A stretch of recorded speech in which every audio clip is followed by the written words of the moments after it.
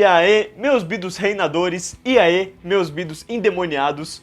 Bom, galera, hoje estou aqui para falar sobre o último arco da Marvel que chegou ao Brasil recentemente e que traz aí uma continuação da fase de Chip Zdarsky com o Demolidor como um todo, trazendo o Rei do Crime, fazendo o que ele sabe fazer de melhor, que é irritar os super-heróis. E nessa, os super-heróis têm que agir da maneira que eles podem conseguir. E, cara, eu tava bem ansioso por esse arco, principalmente porque ele envolvia o Demolidor e o Rei do Crime como protagonista e antagonista, por assim dizer, né? Como dois seres principais deste arco, sendo tanto um herói quanto um vilão que eu gosto bastante. Então eu tava bem empolgado pra ver como é que seria esse arco, principalmente se ele seria algo que daria bom ou se daria ruim, né? E, logicamente, esperando que ele desse bom. Então, eu vou dar aqui a minha opinião sobre o que eu achei desse arco e se ele realmente vale a pena. Bora lá falar sobre Reinado do Demônio. Eles voam pela cidade com seus malditos olhos, milhares deles, caçando qualquer um que ouse ignorar as políticas de tolerância zero do Fisk. Os heróis estão na clandestinidade, as pessoas estão assustadas. Sem liberdade? Sem crimes. A cidade está com medo. Mas você esqueceu, Fisk. Esqueceu quem eu sou. Eu sou o homem sem medo. Após a fase do Demolidor com o mesmo autor deste arco, o Rei do Crime percebe que não sabe a verdadeira identidade do seu inimigo. E, como modo de se vingar sobre isso, ele, sendo o prefeito, cria uma lei contra os super-heróis que irá obrigá-los a lutarem para tirar este homem do poder.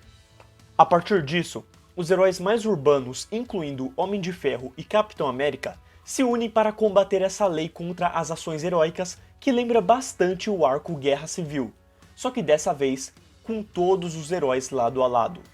Além de trazer a sensação de que o autor Chip Zdarsky ama bastante a fase de Brian Michael Bendis com os Novos Vingadores.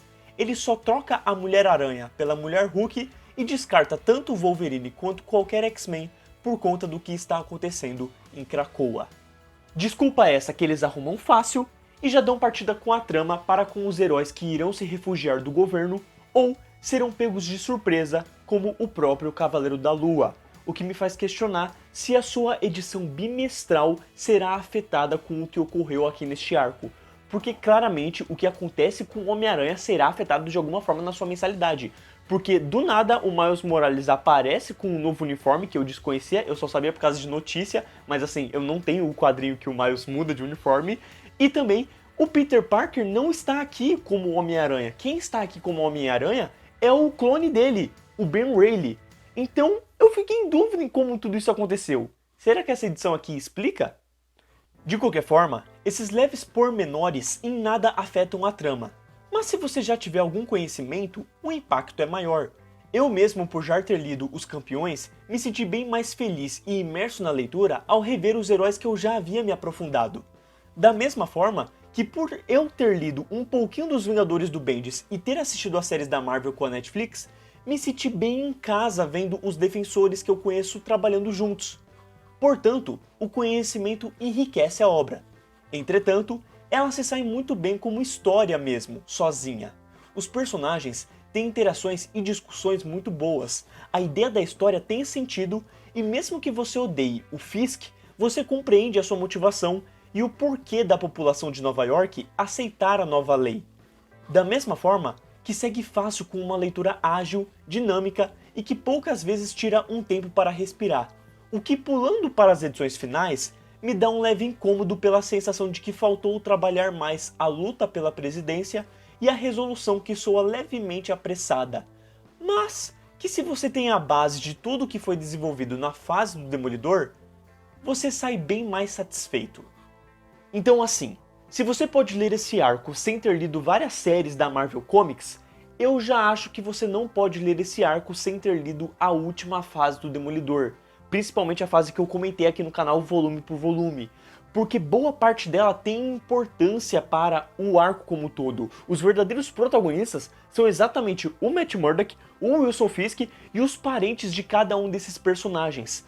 Então se você não leu a fase do Demolidor, eu não recomendo que você leia este arco, porque por mais que ele tenha um acontecimento bem importante para os vigilantes da Marvel, Num todo, esse acontecimento não é como se fosse guerra civil, sabe? Que joga para várias mensais como um todo.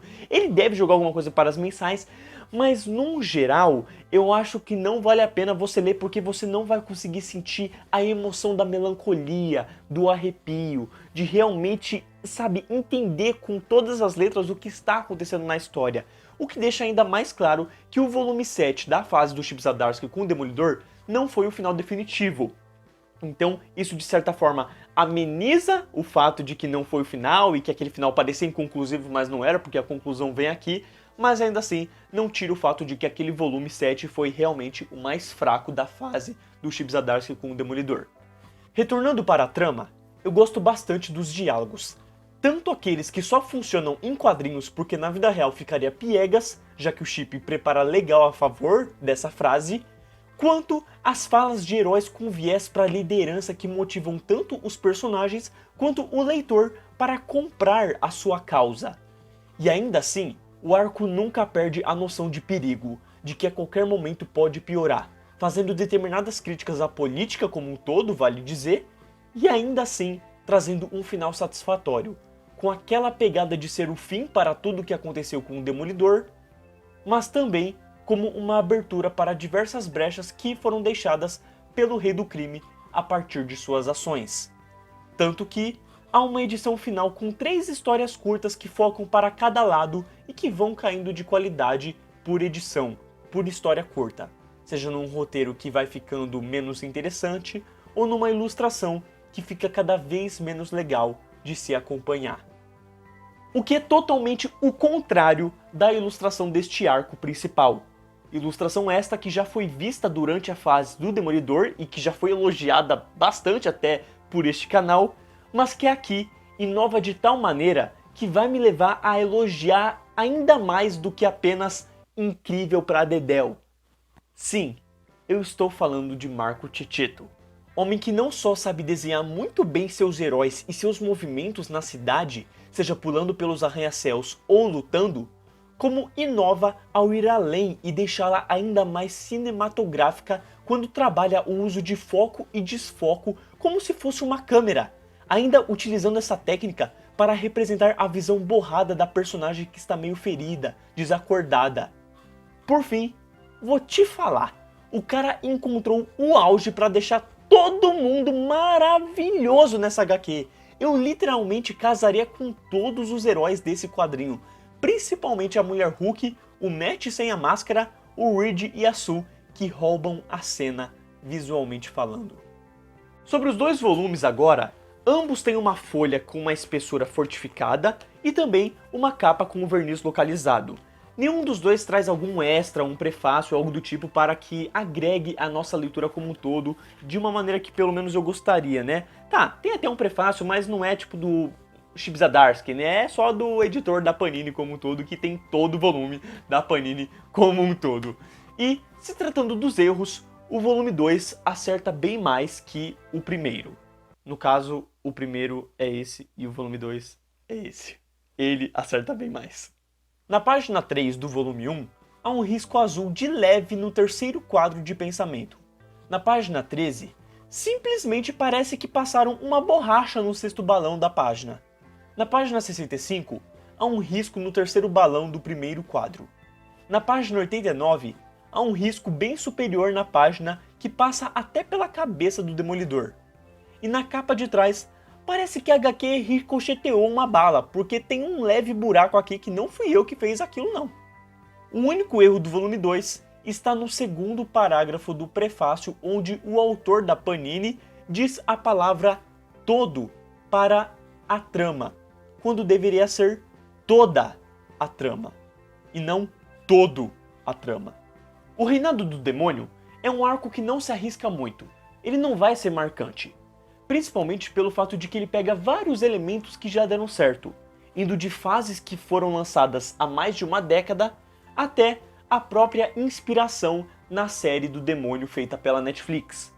Mas num todo, ele é um arco bem legal. Ele consegue trabalhar muito bem os arcos de cada personagem utilizado e também consegue trabalhar tramas que serão utilizadas e que serão desenvolvidas com outros heróis no futuro do universo Marvel.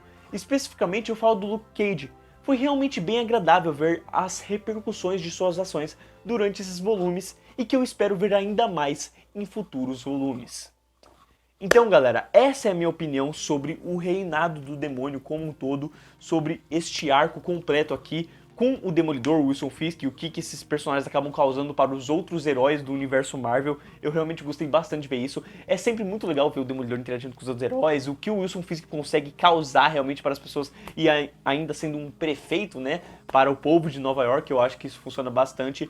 Então, é um arco que vale a pena sim, mas eu acho que ele não vai ser tão divertido para quem não leu a fase do Demolidor. E se você não leu a fase do Demolidor, só aí você já perdeu um pouquinho de coisa boa. E aí, enfim, fica a seu critério, entendeu? Eu gostaria muito de ver a opinião aí da galera que não leu o arco do Demolidor e leu este arco aqui. O que achou, como é que foi ler essa trama? Foi suave? Foi tranquilo? Acha que perdeu alguma coisa? Se você perdeu, foi porque você não leu a fase do Demolidor, assim como eu acho que o fato de eu não ter entendido o que aconteceu com o Homem-Aranha foi pelo fato de eu não estar acompanhando a fase do Homem-Aranha, entendeu? Ao mesmo tempo que eu tenho ouvido muitos elogios sobre o arco do Ben Reilly como Homem-Aranha, e eu estou bem prontificado a comprar este arco.